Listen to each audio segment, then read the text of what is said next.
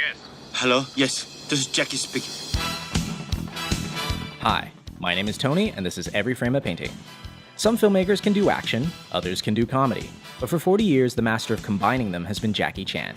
These days, there's a lot of movies that combine funny scenes with fight scenes. But even when the movie's good, the comedy and action seem to be two different directors and two different styles.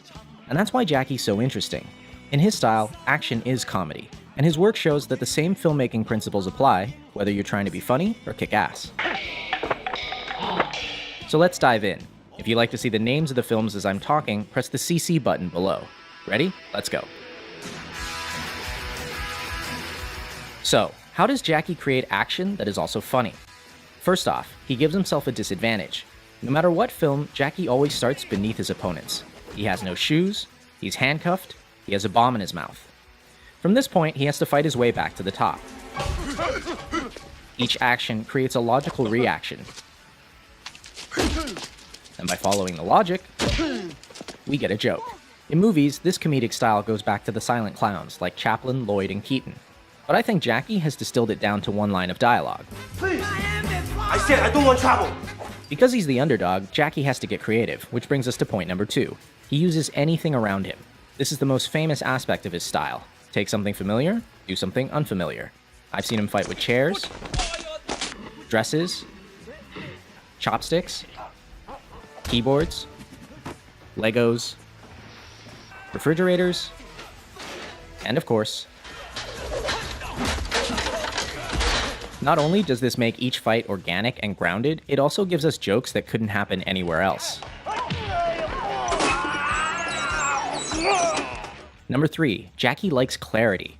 He doesn't do dark scenes where everything is color-corrected blue. If his opponent wears black, he wears white. And if his opponent's in white, then he's styling. His framing is so clear that in every shot, he's setting up the next bit of action. Here, even though we're watching the stuntman, 2/3 of the frame is the staircase. A few seconds later, we see why.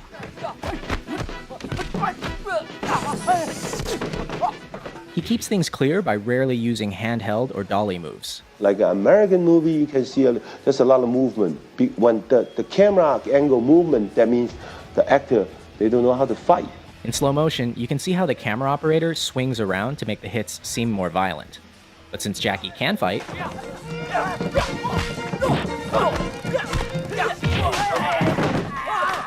I never move my camera. Always steady, wide angle. Let him see I jumping down, I do the flip, I do the fall. When you shoot this way, everything looks more impressive because action and reaction are in the same frame. Notice how you can always see Jackie, the car, and the wall at the same time. But a similar stunt from Rush Hour 3 never includes all of the elements in the same shot, and it doesn't work. The same principle applies to comedy. This shot, directed by Sammo Hung, shows us the punch, the bad guy's face, and Jackie's face all in one. Now check out the same gag in Shanghai Noon. Here, action and reaction are separate shots. It kinda works, but not nearly as well. Why don't more directors do this? Because of number 5. They don't have enough time. Jackie is a perfectionist, willing to do as many takes as necessary to get it right. And in Hong Kong, he's supported by the studio, which gives him months to shoot a fight. And the most difficult thing is when I throw the fan and coming back, more than 120 tick. Those kind of scenes, oh, Jackie, good. It's not good. You can do it. Except, do you have the patience or not? When I rewatch his work, these little things are the ones I'm most impressed by. He doesn't need to do them and they eat into his budget, but he still does them because he wants to. And it's that going above and beyond that I respect and admire. But in America, they don't allow you to do that, because the money just poof, poof, poof, poof. And his American work is missing something else. And there's a rhythm also into the way that the shots are performed and also the way they're edited. And Jackie said something very interesting that, that the audience don't know the rhythm's there until it's not there. Jackie's fight scenes have a distinct musical rhythm, a timing he works out on set with the performers. Ready, action! Stay where you are! Stay where you are, don't chase me! Boom, boom! Then, boom! See? Everybody looks good. Even experienced martial artists have trouble with it. In his earliest films, you see him learning the timing from Yuan Heping, and it's very much like Chinese opera. But by the mid-80s, working with his own stunt team, he had something totally unique. In America, many directors and editors don't understand this timing, and they ruin it by cutting on every single hit. But in Hong Kong, directors hold their shots long enough for the audience to feel the rhythm.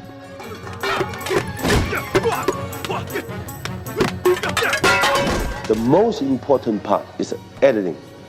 And most of the directors, they don't know how to editing. Even the stunt coordinator, they don't know how to editing. Hong Kong directors like Jackie and Sammo cut a particular way. In the first shot, you hit your opponent in the wide. In the second shot, you get a nice close-up. But when you cut the shots together, you don't match continuity. At the end of shot 1, the elbow is here. At the beginning of shot 2, it's all the way back here. These 3 frames are for the audience's eyes to register the new shot, and they make all the difference. I'm start from here, here. But 2 shots combined, this is zone. That's power. In other words, show it twice, and the audience's mind will make it one hit that's stronger. By contrast, modern American editing doesn't show the hit at all. At the end of shot 1, the leg is here. At the beginning of shot 2, it's in the same place, going backwards. But because they cut at the exact frame of the hit, it doesn't feel like a hit. A lot of people think this is because of the PG-13 rating, but even R-rated films do this now. It looks like a bunch of people flailing around, instead of a bunch of people getting hurt.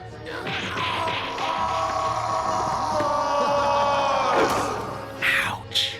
Which brings us to number 8, Pain. Unlike a lot of action stars who try to look invincible, Jackie gets hurt. A lot. Half the fun of his work is that not only are the stunts impressive,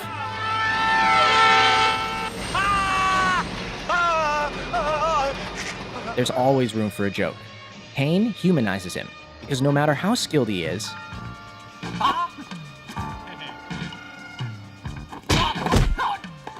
he still gets smacked in the face.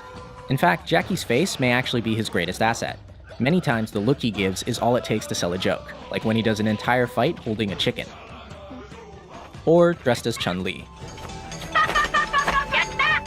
And last, Jackie's style always ends with a real payoff for the audience. By fighting his way from the bottom, he earns the right to a spectacular finish.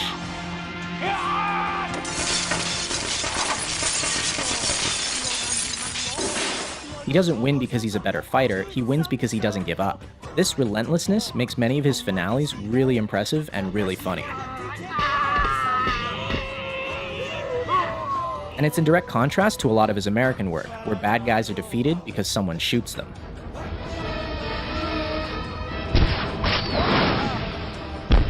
Come on! But most of all, I think Jackie's style proves something. Action and comedy aren't that different. In both genres, we want to see our best performers.